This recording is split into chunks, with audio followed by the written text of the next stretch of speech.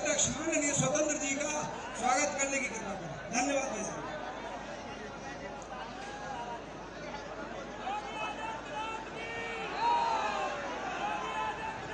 सभी सांसदों से मेरा निवेदन है, अगर आपकी अनुमति हो तो माननीय राष्ट्रीय अध्यक्ष जी का, मुख्यमंत्री जी का, स्वतंत्र देव जी का बड़ी मात्रा से स्वागत होना चाहिए कि नहीं होना चाहिए? बहुत जोर से स्वागत हो रहा है।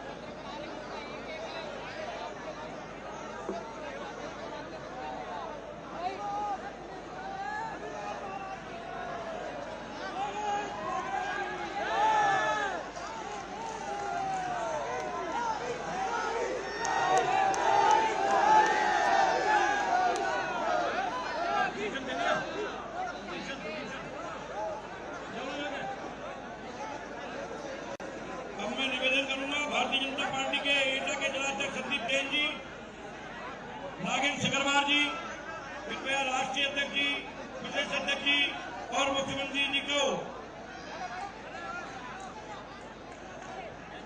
प्रस्तुत करें। तीनों को भाई साहब पर आ गया सदन जी का। मेरे मित्रों, मैं आपसे निवेदन करूंगा, मंच पर बैठे हुए परमवीर जी, अनुराग मेघवाल जी, अश्विनी त्यागी जी, संजीव चौरसिया जी, आप सब बूथ के मालिक हैं, इसलिए आपको यह परिचय देना है कि बूथ का मालिक अनुशासित होता है। अब मेरा सबसे निवेदन है कि अगर स्वतंत्र जी का भाषण बढ़िया सुनना है तो जरा एक बार हाथ उठाओ। स्वतंत्र जी को बुलाएं तो बैठ जाओ, जल्दी बैठ जाओ। माननीय अध्यक्ष से निवेदन है। भारत माता की, भारत माता की।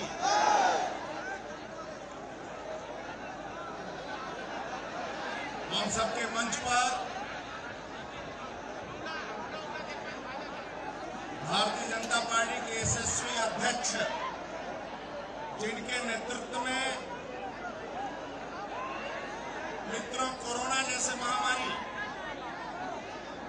एटा के धरती पर अपने लोकप्रिय, यशस्वी, विश्व के सबसे बड़े पार्टी भारतीय जनता पार्टी के राष्ट्रीय अध्यक्ष जी का मैं हृदय से स्वागत करता हूं। आदरणीय जगत प्रकाश नड्डा का तालियों के गड़गड़ाहट से एक बार स्वागत करिए, अभिनंदन करिए राष्ट्रीय अध्यक्ष जी का। मित्रों,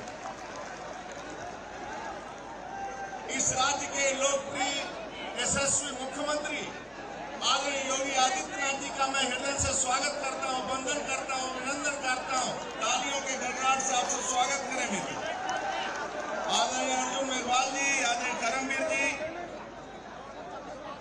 मंच पर बैठे हुए सभी वरिष्ठ मंत्रीगण, मंच पर उपस्थित सांसद, विधायक, सभी पदाधिकारी, उपस्थित सभी बूथ अध्यक्ष, हमारे सभी कर्मठ कार्यकर्ता, प्रदेश अध्यक्ष के नाते आप सभी के वरिष्ठों के चरणों में शीश झुकाकर आप सबको प्रणाम करता हूं, आप सबके अभिनंदन करता हूं, आपका स्वागत करता हूं।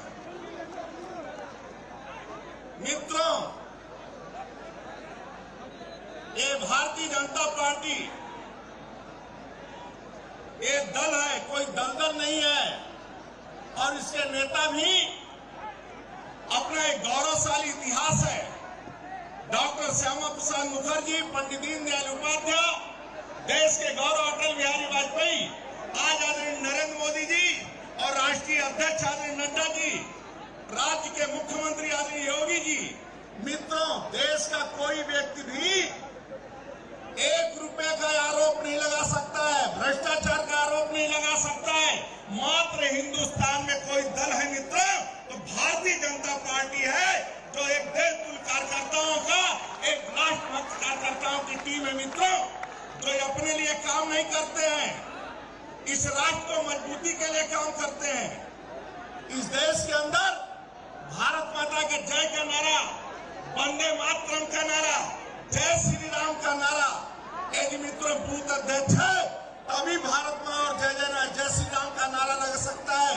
सपा, बसपा, कांग्रेस केवल वंशवाद की पार्टियां हैं, जातिवाद की पार्टियां हैं, और आप हैं तभी मित्रों मंचों पर जय श्री राम और भारत माता के जय का नारा लगता है जो शुद्ध।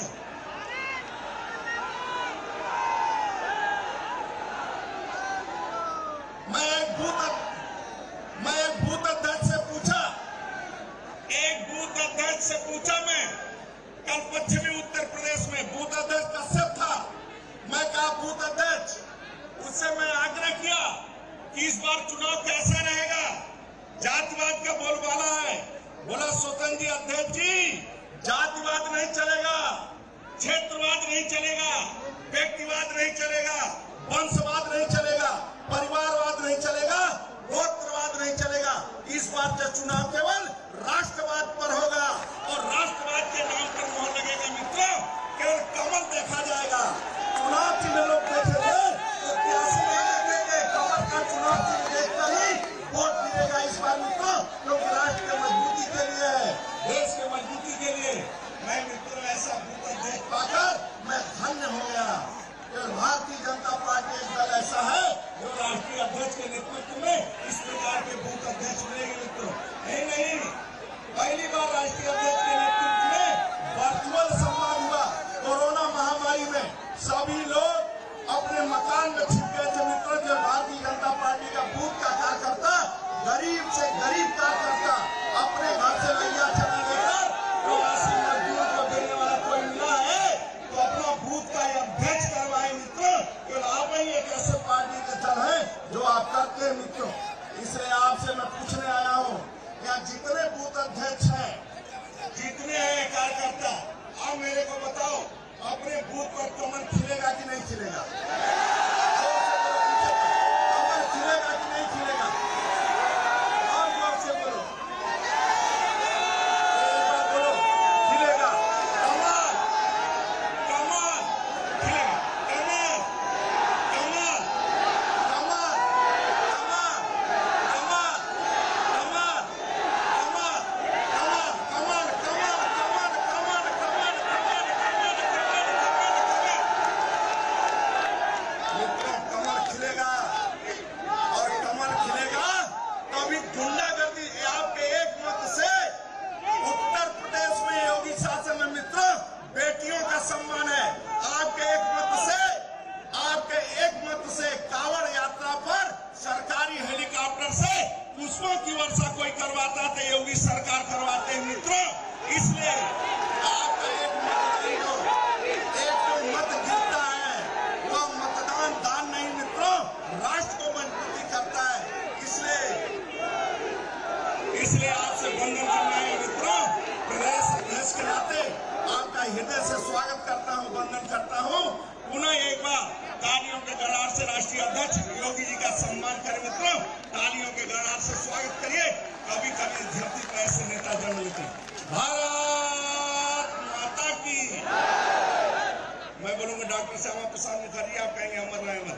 डॉक्टर श्यामा प्रसाद मुखर्जी, डॉक्टर श्यामा प्रसाद मुखर्जी, पंडित दीनदयाल उपाध्याय, पूज्य बाबा भीमराव अंबेडकर, पूज्य बाबा भीमराव अंबेडकर, देश के गौरव अटल बिहारी वाजपेयी। जय जय श्री राम।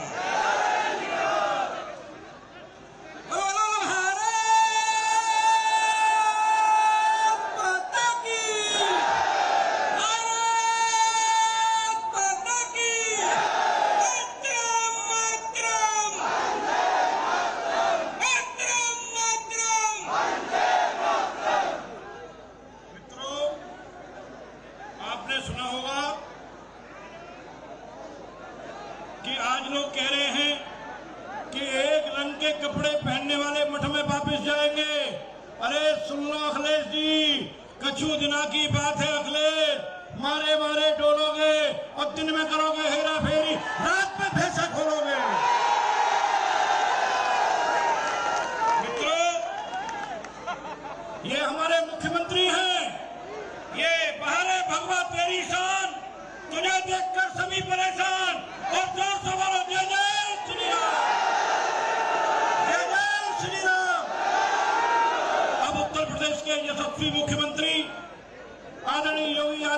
को आप सबके सामने आमंत्रित करता हूं। जोर से ताली बजाकर स्वागत करिए।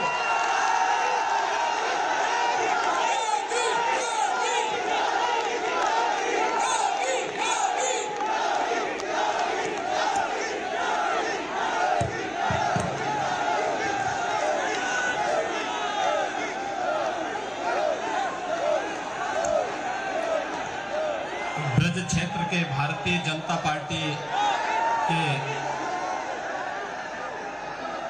बूथ अध्यक्षों के आज के इस सम्मेलन में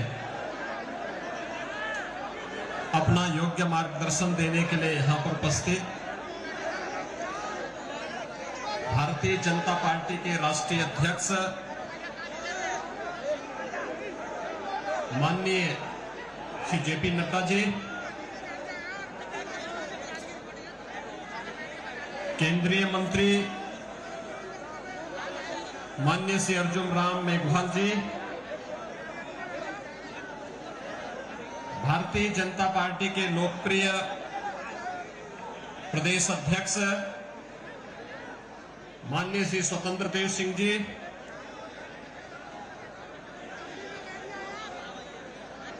राष्ट्रीय उपाध्यक्ष श्रीमती बेबी रानी मौर्य जी, प्रदेश के सह संगठन महामंत्री श्री करमबीर जी,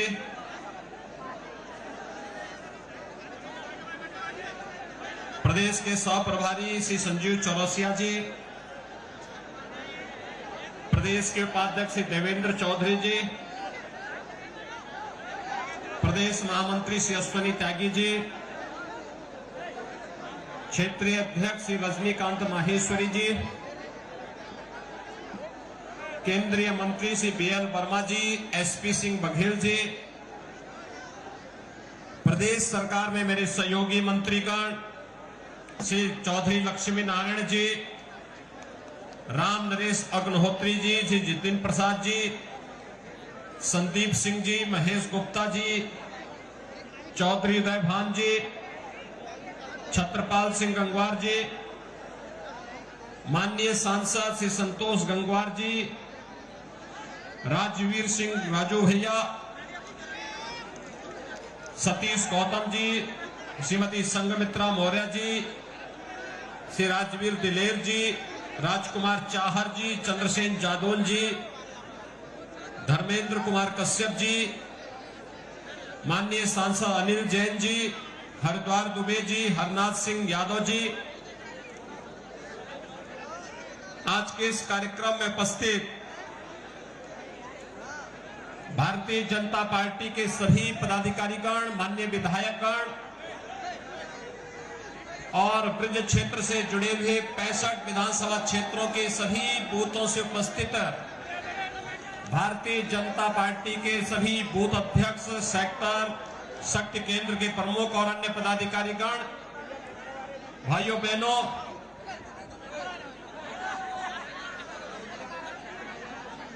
देश के लोकप्रिय नेता के रूप में रहे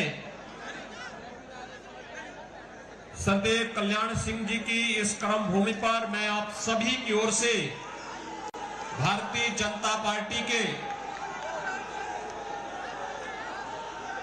लोकप्रिय राष्ट्रीय अध्यक्ष माननीय श्री जगत प्रकाश नड्डा जी का हृदय से स्वागत करता हूं, अभिनंदन करता हूं। भाइयों बहनों, भारतीय जनता पार्टी के हर कार्यकर्ता को इस बात पर गौरव की अनुभूति होनी चाहिए कि सार्वजनिक जीवन में सेवा का माध्यम चुनने के लिए उन्होंने एक ऐसे राष्ट्रीय दल का चुनाव किया है जो राष्ट्रीय दल दुनिया का सबसे बड़ा राजनीतिक दल तो है ही, लेकिन जिस दल के लिए व्यक्ति और पार्टी से महत्वपूर्ण देश होता है, उस भारतीय जनता पार्टी से जुड़ने का सौभाग्य हम सभी को प्राप्त हुआ है। और आज ये सौभाग्य है सभी कार्यकर्ताओं का कि राष्ट्रीय अध्यक्ष माननीय जेपी नड्डा जी का आगमन एटा की इस धरती पर हुआ है। भाइयों बहनों, एटा का मेडिकल कॉलेज अभी पिछले दिनों प्रधानमंत्री जी के करकमलों से प्रारंभ हुआ है और एटा के इस मेडिकल कॉलेज को देने का कार्य भी प्रधानमंत्री मोदी जी के मार्गदर्शन में केंद्रीय स्वास्थ्य और परिवार कल्याण मंत्री के रूप में श्री जेपी नड्डा जी ने किया था। इसलिए मैं इस अवसर पर भी उनका हृदय से स्वागत और अभिनंदन करता हूं। भाइयों बहनों, पूरी दुनिया वर्तमान में कोरोना महामारी का सामना कर रही है। इस सदी की सबसे बड़ी महामारी और इस महामारी के कारण दुनिया की बड़ी बड़ी ताकतें इस कोरोना वायरस के सामने पूरी तरह पस्त होती हुई दिखाई दे रही है। दुनिया की बड़ी सबसे बड़ा संपन्न देश अमेरिका कहा जाता है, लेकिन भाइयों बहनों वहां हालत खराब है। दूसरी ताकत रूस माना जाता था, रूस की भी हालत खराब है। जो चीन इसके पीछे समझा जाता था, वह चीन फिर से लॉकडाउन की तरफ जा रहा है।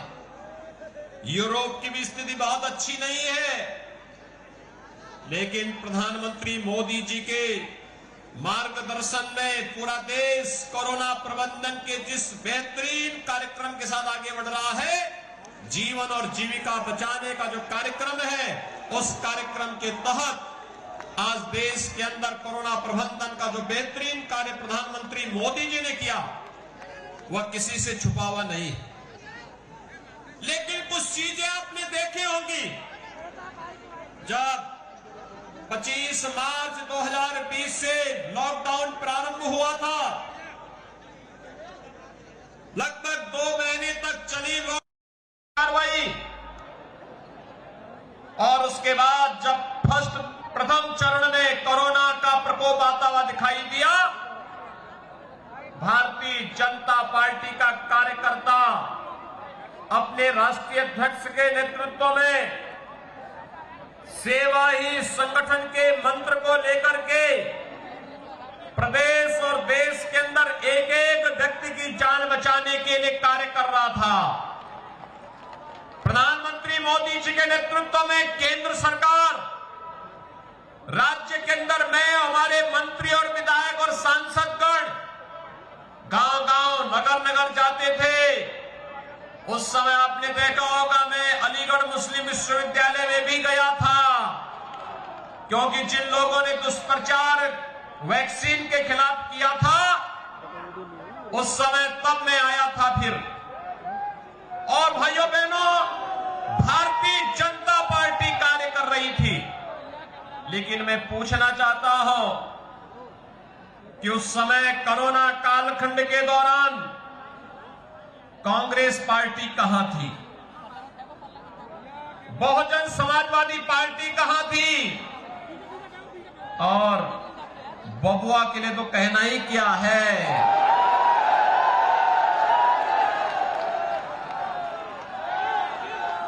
इन लोगों का कहीं अता पता नहीं था। ये सभी होम क्वारंटीन थे, घर में आराम कर रहे थे, ट्विटर पे दुष्प्रचार कर रहे थे और तमाम प्रकार के दुष्प्रचार के माध्यम से लोगों के जीवन के साथ खिलवाड़ कर रहे थे।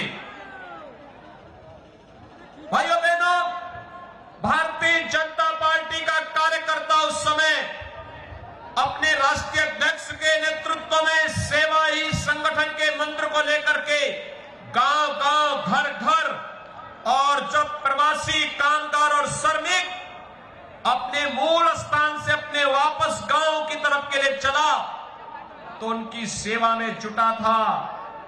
कोरोना कालखंड में गांव-गांव, घर-घर ASHA worker, health worker anganwadi, ANM, ग्राम प्रधानों के साथ मिलकर के इस कार्यक्रम को आगे बढ़ा रहा था, लेकिन विपक्ष का तब अता पता नहीं था।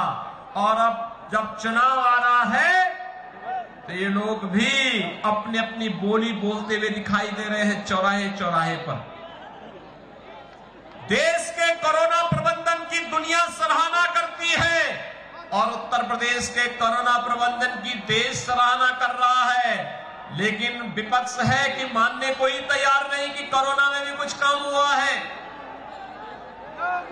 भाइयों बहनों, आज ही सुबह हम लोगों ने अन्न योजना के कार्यक्रम को नए सिरे से होली तक आगे बढ़ाने के कार्यक्रम का शुभारंभ किया है। आपने देखा होगा, अंत्योदय परिवार के लोगों को 35 किलो खाद्यान्न, 1 किलो दाल, 1 किलो खाद्य तेल, 1 किलो चीनी, 1 किलो नमक भी दिया जा रहा है। आज से प्रारंभ हो गया है। पात्र गृहस्थी परिवार को हर यूनिट पर, यानी परिवार में जितने सदस्य होंगे हर सदस्य को 5 किलो खाद्यान्न, अगर 9 सदस्य हैं तो 45 किलो खाद्यान्न मिल जाएगा। कार्ड पर 1 किलो दाल, 1 किलो खाद्य तेल, 1 किलो नमक भी उपलब्ध करवाने का कार्य सरकार ने प्रारंभ कर दिया है। और यह खाद्यान्न तो महीने में 2 बार मिला करेगा। थर्ड वेव की आशंका जताई जा रही है, हम बचाव करेंगे। बचाव करने के साथ साथ फ्री में टेस्ट, फ्री में उपचार, फ्री में वैक्सीन। कितने लोगों ने वैक्सीन ली है? अभिनंदन, आपका मैं बहुत बहुत अभिनंदन करता हूं। ये राष्ट्रीय कार्यक्रम है और इस राष्ट्रीय कार्यक्रम के जुड़ने के लिए, लेकिन याद रखना, भारतीय जनता पार्टी के 28,000 बूथों से जुड़े हुए कार्यकर्ता आज के इस कार्यक्रम में आए हैं। और एक कार्यक्रम, एक सम्मेलन नहीं, ये तो महारैली है और इस महारैली में आप सभी लोग आए हैं। और भाइयों बहनों, हर बूथ अध्यक्ष से मैं इस बात की अपील करूंगा कि वो अपने अपने बूथ पे सुनिश्चित करेगा कि कोई भी व्यक्ति वैक्सीन लेने से छूटेगा नहीं। इस बात का संकल्प होना चाहिए और कोई भी जरूरतमंद अन्न योजना से वंचित न होने पाए, यह भी गारंटी हम सबको निभानी होगी। क्योंकि जो जीवन और जीविका को बचाने का प्रधानमंत्री मोदी जी का संकल्प है, इस संकल्प को आगे बढ़ाने के लिए हम सबको मिलकर के कार्य करना होगा। और भाइयों बहनों, आज ब्रज क्षेत्र के इस बूथ अध्यक्ष सम्मेलन में मैं आप सबसे ये कहना चाहता हूं, एक तरफ आपने देखा होगा 2020 में 8 महीनों तक खाद्यान्न की सुविधा हर गरीब और जरूरतमंद को देने का कार्य हुआ। 2021 में यह योजना 11 महीनों तक दी जा रही है और 11 महीनों में से 7 महीने ऐसे हैं जिन महीनों में यह खाद्यान्न योजना 2-2 बार हर जरूरतमंद को उपलब्ध होने जा रही है। भाइयों बहनों, खाद्यान्न की कमी पहले भी नहीं थी। पिछली सरकारों की नीयत खराब थी। ये जो खाद्यान्न है ना, जो आज केंद्र और प्रदेश सरकार वितरित कर रही है, यही खाद्यान्न पहले खाद्यान्न माफियाओं के पास चला जाता था और उनके माध्यम से मार्केट में बिक जाता था। गरीब टकटकी लगाई देखता रह जाता था। माफिया हावी थे, गरीब के हक पर डकैती डालने का कार्य करते थे। और आज माफिया हावी नहीं, आज पुलिस माफिया पर हावी है और माफिया अपनी जान बचाने के लिए मारे मारे फिर रहा है। यही अंतर है। फर्क से विपक्ष परेशान है। जो माफिया पहले गरीबों की संपत्तियों पर कब्जा करते थे, जो माफिया पहले बहन बेटियों की सुरक्षा पर डकैती डालते थे, जो माफिया पहले व्यापारियों का अपहरण करते थे, जो माफिया पहले विकास कार्यों को पूरी तरह हड़प जाते थे, आज जो माफिया अपनी जान बचाने के लिए मारे मारे फिर रहा है और वह प्रदेश के अंदर विकास भी हो रहा है, लोक कल्याणकारी योजनाओं का लाभ भी मिल रहा है, बहन बेटियों की सुरक्षा सुनिश्चित की जा रही है। कहीं पर विश्वविद्यालय बन रहा है, कहीं मेडिकल कॉलेज बन रहा है, कहीं पॉलिटेक्निक बन रहा है, कहीं डिग्री कॉलेज बन रहा है, कहीं ITI बन रहा है, कहीं हॉस्पिटल बन रहा है, कहीं पर सड़क बन रहे हैं, कहीं बिजली के सब स्टेशन बन रहे हैं। विकास के कार्य एक और बड़े बड़े कार्य हो रहे हैं। और अभी तो 18 तारीख को इसी ब्रज क्षेत्र में प्रधानमंत्री मोदी जी देश के सबसे बड़े एक्सप्रेसवे गंगा एक्सप्रेसवे की आधारशिला भी रखने जा रहे हैं। भाइयों बहनों, ये गंगा एक्सप्रेसवे, कुछ लोग बोलेंगे, जब वो लोग कहेंगे, कुछ लोग उस समय बोलेंगे जब प्रधानमंत्री जी इसका शिलान्यास करेंगे, उस समय कहेंगे कि हमने भी सपना देखा था बनाने का, लेकिन बना नहीं पाए थे। क्योंकि कुछ लोगों को अब विकास की योजनाओं को लेकर के दौरे पड़ने लगते हैं, और इस प्रकार के दौरे पड़ते हैं, वे कहते हैं हम भी करना चाहते थे, और कभी कभी सपना आता है उनको। लेकिन सच्चाई तो ये है कि केंद्र और प्रदेश सरकार मिलकर के जिस प्रकार की योजनाओं को लेकर के सर्वांगीण विकास के पथ पर आगे बढ़ी है, अब सही समय है एक एक बूथ अध्यक्ष अपने अपने बूथ का प्रबंधन करके बूथ जीता तो बूथ जीता तो बूथ जीता तो बूथ जीता तो और यह जिम्मेदारी संभाल लेगा तो भाइयों बहनों 325 प्लस भारतीय जनता पार्टी करेगी। 325 प्लस भारतीय जनता पार्टी प्रदेश के अंदर करेगी। माननीय राष्ट्रीय अध्यक्ष जी प्रदेश के इस चौथे क्षेत्रीय बूथ अध्यक्ष सम्मेलन में आए हैं और भाइयों बहनों हर जगह गोरखपुर, कानपुर, पश्चिम में, ब्रज में हर जगह उनको ये उत्साह देखने को मिल रहा है और इस उत्साह के साथ आप सबको जोड़ने के लिए हम लोग आए हैं। मुझे एक बात बताइए कि क्या सपा की सरकार के समय अयोध्या में राम मंदिर बन जाता? राम मंदिर बनने से खुश हैं? गांव के लोग खुश हैं? शहर के लोग? तो क्या घर घर बताओगे? कल प्रधानमंत्री जी काशी विश्वनाथ धाम का भी लोकार्पण करने जा रहे हैं। क्या काशी विश्वनाथ धाम कांग्रेस बनाती, गोवा बनाती और बबुआ से उम्मीद करते थे क्या? तो भाइयों बहनों जो ना उम्मीद है जनता से बताइए वे हमेशा ना उम्मीद ही रहेंगे और इसलिए आप सबका आह्वान करने के लिए आए हैं।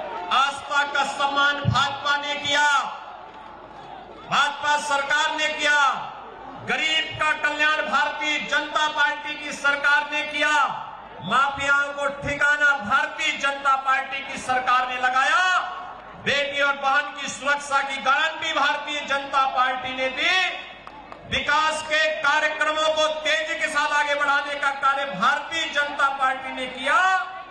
तो चुनाव के समय वोट लेने का भी अधिकार भारतीय जनता पार्टी को ही होना चाहिए। सहमत हैं? सभी लोग सहमत हैं? दोनों हाथ उठा करके मेरे साथ बोलेंगे। दोनों हाथ, जहां तक आवाज जा रही है, दोनों हाथ उठाइए। दोनों हाथ उठा करके बोलेंगे, भारत माता की, भारत माता की, भारत माता की जय जय श्री राम। भारत माता की, भारत माता की। मित्रों, अमोघ शख्सियत, आज ये हमारा शुभ अवसर है। कभी कभी ये दुर्लभ अवसर मिलता है कि बूथ का अध्यक्ष और राष्ट्र का अध्यक्ष एक साथ है। मैं आमंत्रित कर रहा हूं, एक बार आप सबसे निवेदन करूंगा, हमारे राष्ट्रीय अध्यक्ष को खड़े होकर के तालियों के साथ स्वागत करें। भारत माता की, भारत माता की, मातरम मातरम, मातरम मातरम। कौन चले भाई, कौन चले? आज के ब्रज क्षेत्र के बूथ सम्मेलन में यहां मंच पर उपस्थित उत्तर प्रदेश के यशस्वी मुख्यमंत्री सम्माननीय योगी आदित्यनाथ जी, मंच पर उपस्थित हमारे प्रदेश के अध्यक्ष श्री स्वतंत्र देव सिंह जी, हमारे भारत सरकार में मंत्री अर्जुन मेघवाल जी, हमारे संगठन मंत्री कर्मवीर जी, हमारी राष्ट्रीय उपाध्यक्ष और पूर्व में राज्यपाल बहन बेबी रानी मौर्य जी, संजीव चौरसिया जी, अश्विनी त्यागी जी, रजनीकांत महेश्वरी जी, भारत सरकार में मंत्री बीएल वर्मा जी, एसपी सिंह बघेल जी, श्री सुरेश खन्ना जी, लक्ष्मी नारायण चौधरी जी, श्रीकांत शर्मा जी, हमारे अग्निहोत्री जी, जितिन प्रसाद जी, संदीप सिंह जी, जीएस धर्मेश जी और यहां के लोकप्रिय सांसद राजवीर सिंह जी, राजू भैया और हमारे सभी सांसदगण, लोकसभा के सांसद, राज्यसभा में सांसद और हमारे मंत्रीगण, पदाधिकारीगण, सम्मानित मंच और इतनी बड़ी संख्या में एकत्र आए 28,222 बूथ के अध्यक्षगण, जो हमारे अध्यक्ष यहां उपस्थित हैं, मीडिया के मेरे साथी और प्रिंट मीडिया के मेरे साथी, मैं सबसे पहले तो राम की भूमि, भगवान राम की भूमि, भगवान कृष्ण की भूमि को नमन करता हूं और उनसे आशीर्वाद लेकर आप सब लोगों से कुछ चर्चा करने के लिए आया हूं। हम जानते हैं कि हमारे विचारधारा को प्रतिपादित करने वाले पंडित दीनदयाल उपाध्याय जी की भी जन्मभूमि यही जन्मभूमि है, उसको मैं नमन करता हूं। मित्रों, जब हम बूथ अध्यक्षों के सम्मेलन को संबोधित कर रहे हैं और देवतुल्य कार्यकर्ताओं को नमन करता हूं, वहीं मीडिया के साथियों के माध्यम से प्रदेश की जनता और देश की जनता को बताना चाहता हूं कि यह मेरे सामने जो जन सैलाब में देख रहा हूं, ये जनसभा नहीं है, ये कार्यकर्ता सम्मेलन है। और ये 28,222 बूथ के अध्यक्ष मेरे सामने खड़े हैं। ये केसरिया ही केसरिया है, इसके लिए मैं बधाई देना चाहता हूं। मैं चाहूंगा कि मीडिया के मेरे साथी एक बार कैमरा पीछे घुमा करके दुनिया को और देश को बताएं कि दुनिया की सबसे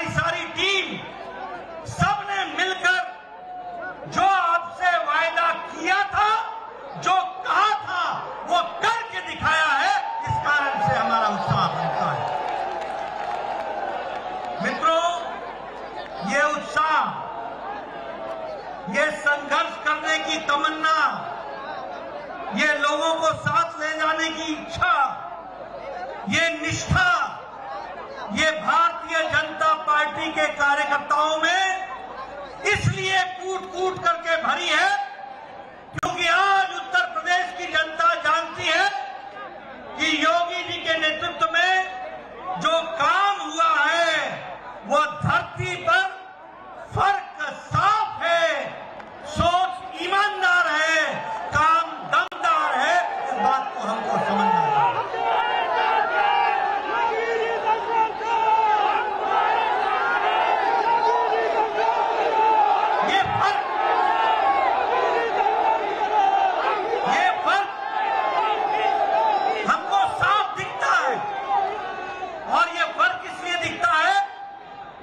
ईमानदारी से लोगों की सेवा करने का काम जहां नेतृत्व ने किया, वहीं हमारे करोड़ों कार्यकर्ता भी पीछे नहीं रहे हैं।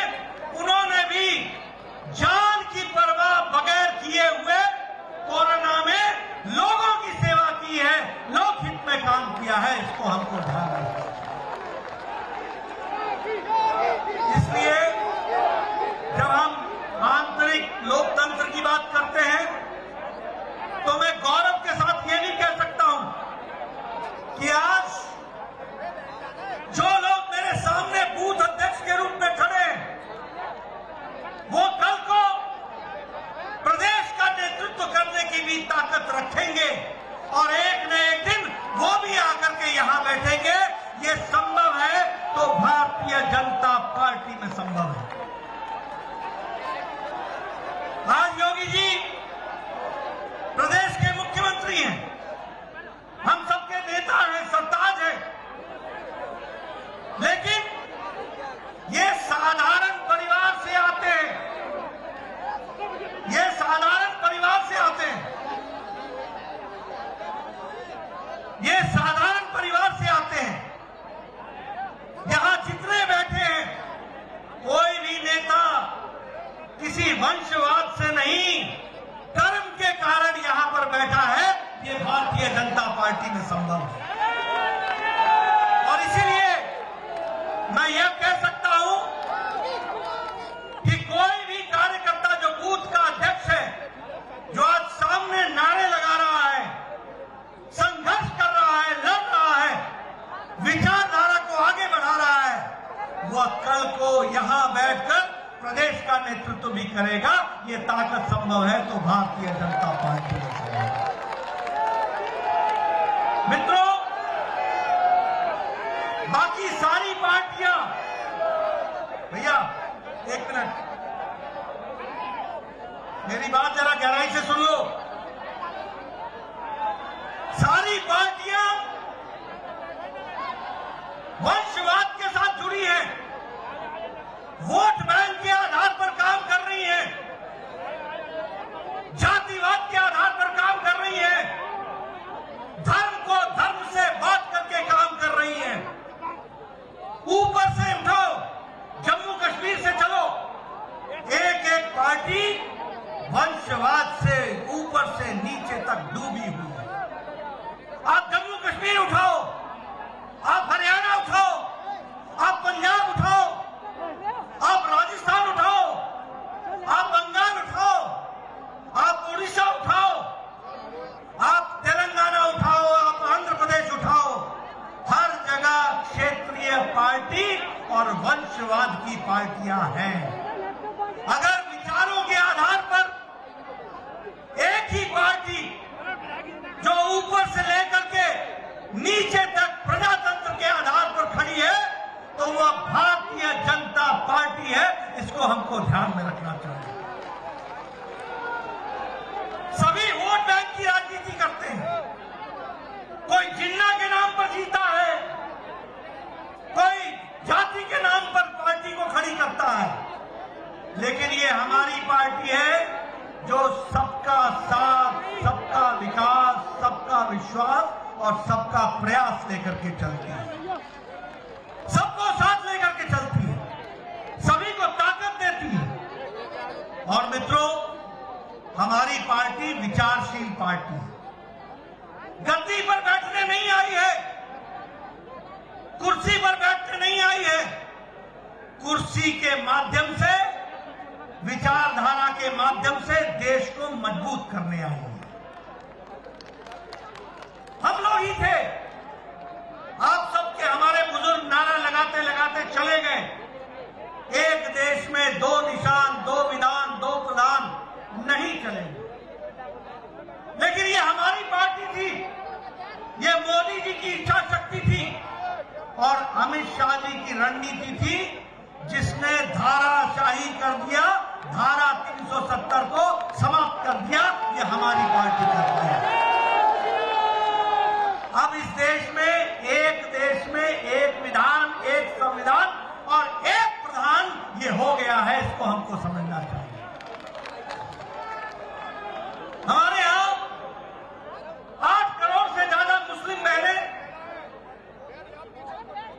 ट्रिपल तलाक, 3 तलाक से ग्रसित थी, चिंता में थी, कोई पूछने वाला नहीं था। सुप्रीम कोर्ट ने कहा था 3 तलाक समाप्त करो। नेताओं में और पार्टी में ताकत नहीं थी, लोगों ने इंतजार किया। आपने मोदी जी को प्रधानमंत्री बनाया, आपने जिस उंगली से यहां से राजवीर सिंह को चुना, आपने जिस उंगली से आपने सतीश को चुना, आपने जिस उंगली से दबा करके कमल खिलाया, उसी उंगली ने जाकर के 370 को, ट्रिपल तलाक को समाप्त कर डाला और 8 करोड़ मुस्लिम बहनों को इज्जत के साथ जीने का हक दिया। मित्रों, सही पूछ रहे थे योगी जी कि क्या कभी अखिलेश की सरकार होती तो राम जन्मभूमि पर भव्य राम मंदिर बनता क्या? और आज अगर बन रहा है तो प्रधानमंत्री नरेंद्र मोदी जी हैं और मुख्यमंत्री श्री योगी आदित्यनाथ जी हैं। इस कारण से बना, इसको आपको समझना चाहिए।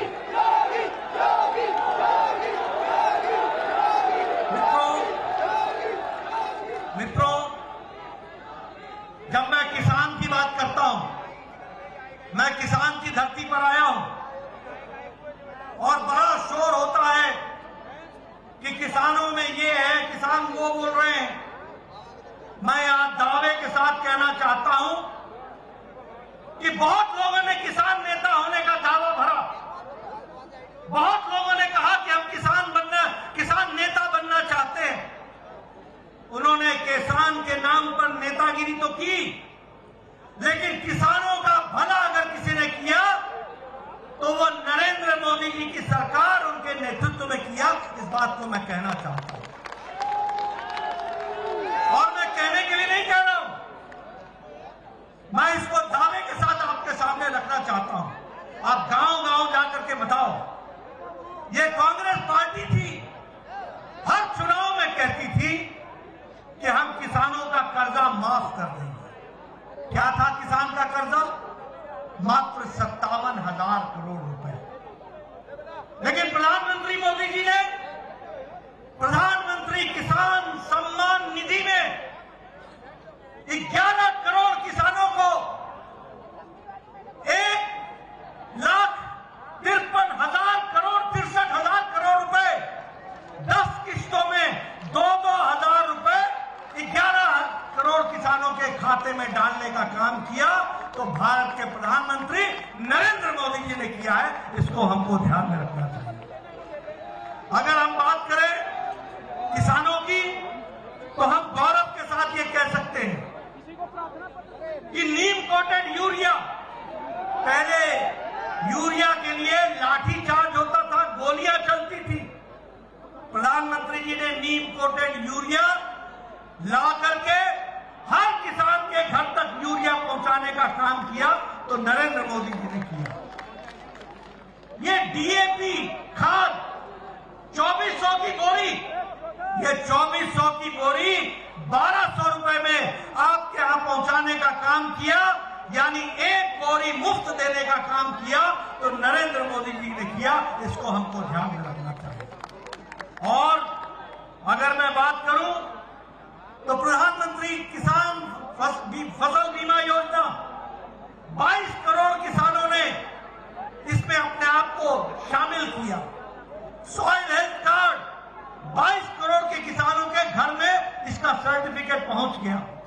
और यही नहीं, आज किसान पेंशन लेने लग गया। ये संभव हुआ तो नरेंद्र मोदी जी की सरकार में हुआ, इसको हमको समझना चाहिए। लेकिन मित्रों, जहां हम नरेंद्र मोदी जी ने किसानों के लिए सब किया, वहीं उत्तर प्रदेश में भी गन्ना का भुगतान 1,40,000 करोड़ रुपए से ज्यादा अगर किसी ने किया तो वो योगी आदित्यनाथ जी की सरकार ने भुगतान किया। यह भी हम आपको बताना चाहते हैं। और जब मैं इस भुगतान की बात करता हूं तो अखिलेश की सरकार का भी 11,000 करोड़ रुपए योगी जी ने भुगतान किया। यह भी हमको ध्यान में रखना चाहिए। यानी उनकी सरकार का भी उधार, उस उधार को भी देने का काम योगी आदित्यनाथ जी ने किया। मायावती जी के समय में 29 चीनी की मिलें कौड़ियों के भाव बेच दी गई, 21 चीनी मिलें बंद हो गई। अखिलेश जी के जमाने में 11 चीनी मिलें बंद हो गई और यह चीनी मिलें खुलने का काम हुआ तो योगी आदित्यनाथ जी के समय में हुआ। इसको हमको ध्यान में रखना चाहिए। इसलिए मैं कहता हूं, फर्क साफ है, सोच ईमानदार है, काम दमदार है, इसको हमको समझना चाहिए। मित्रों, मैं विकास की दृष्टि से बात करूं तो मुझे खुशी है कि आज जब मैं एटा में आया हूं तो मुझे भी स्वास्थ्य मंत्री रहते हुए मोदी जी के आशीर्वाद से यहां एटा में मेडिकल कॉलेज देने का सौभाग्य प्राप्त हुआ था। और यह मेडिकल कॉलेज यहां परिवर्तन लाने वाला है, एक नई तस्वीर खींचने वाला है। फिर चाहे एग्रीकल्चर यूनिवर्सिटी हो, चाहे एम्स हो, एक नहीं 2-2 एम्स, 30 मेडिकल कॉलेज खुल रहे हैं और 2022 तक 47 मेडिकल कॉलेज, देश में सबसे ज्यादा मेडिकल कॉलेज खुलेंगे तो उत्तर प्रदेश की धरती पर खुलेंगे। ये विकास है। आजकल हमारे कार्यकर्ता से पूछो कि दिल्ली जाना है, आजकल हमारे कार्यकर्ता से पूछो कि हमको फलानी जगह जाना है, तुरंत बोलता है फलाना एक्सप्रेसवे पकड़ लो, फलाना एक्सप्रेसवे पकड़ लो। यानी अब कोई स्टेट वे पर आता ही नहीं है, सभी एक्सप्रेसवे पर है। यह परिवर्तन आया है तो योगी आदित्यनाथ जी के सरकार में मोदी जी के आशीर्वाद से आए, हमको समझना चाहिए। बोलो, आगरा में मेट्रो का काम शुरू हो गया कि नहीं हो गया? विकास का काम चल रहा है कि नहीं चल रहा है? बोलो, 5 साल में विकास हुआ कि नहीं हुआ? बोलो, आयुष्मान भारत पहुंचा कि नहीं पहुंचा? बोलो, आपके यहां प्रधानमंत्री आवास योजना पहुंची कि नहीं पहुंची? बोलो, प्रधानमंत्री गरीब कल्याण अन्न योजना 5 किलो गेहूं या 5 किलो चावल राशन पहुंचा कि नहीं पहुंचा? बोलो, योगी जी का अनाज 35 किलो पहुंचा कि नहीं पहुंचा? आजकल आप डबल इंजन में डबल ले रहे हो, डबल।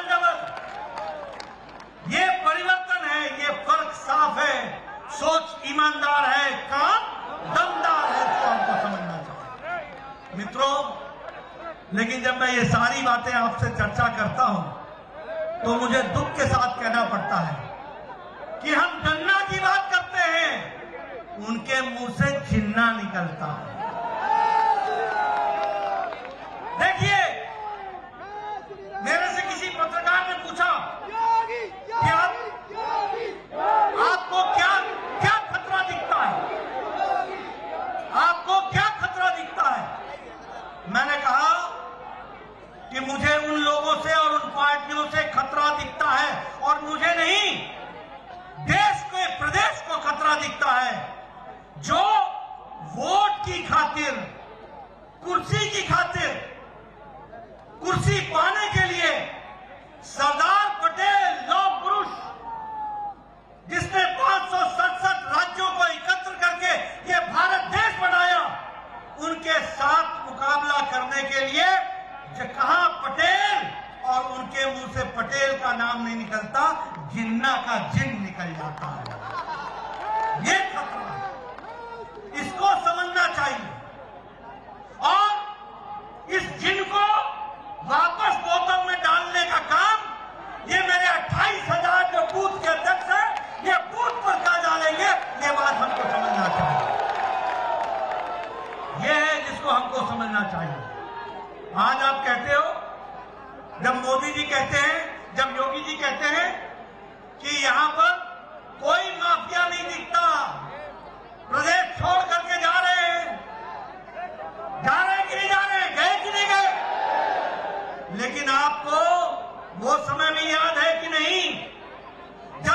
प्रजातंत्र नहीं था, प्रजातंत्र नहीं था, दंगा तंत्र था, दंगा तंत्र चलता था।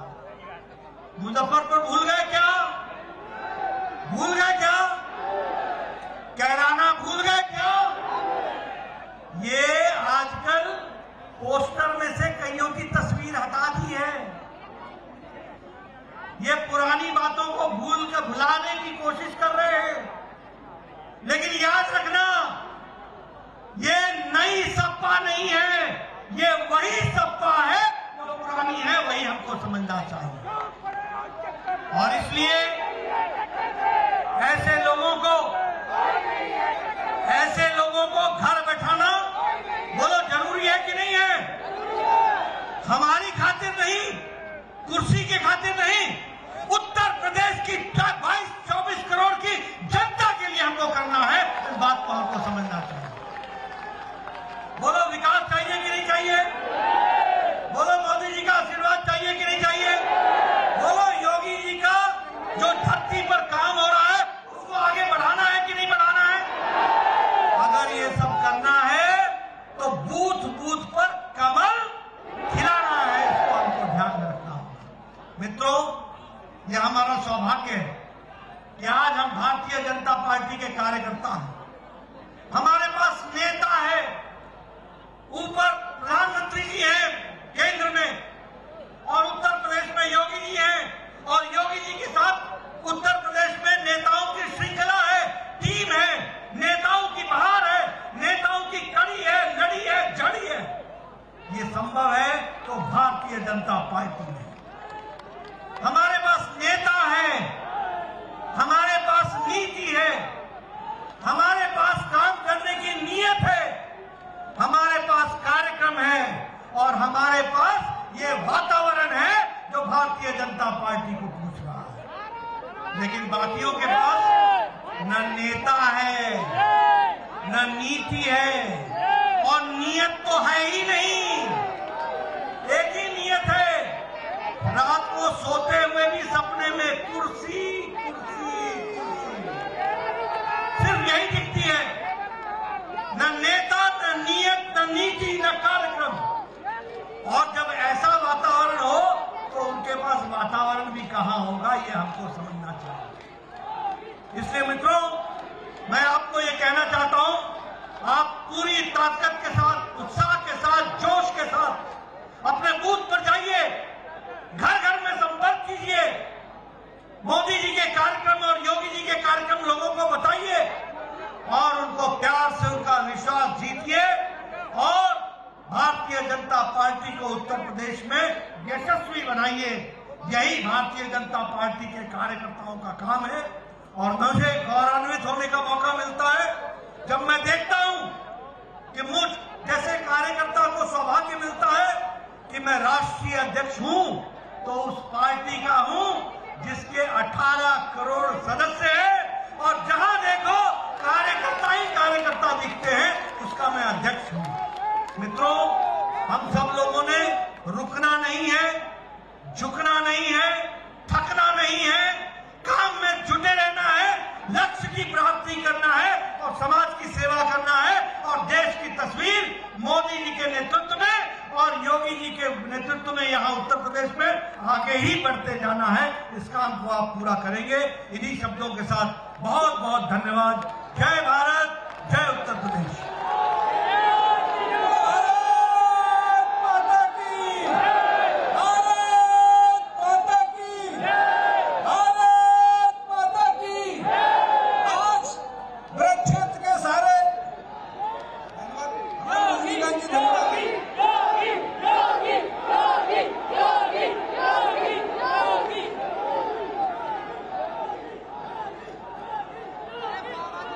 भारत माता की, भारत माता की। लेकर झंडा भाजपा का बूथ बूथ पर जाएंगे। देश करे जश्न की तैयारी 2022 में उत्तर प्रदेश में और 2024 में दिल्ली में सरकार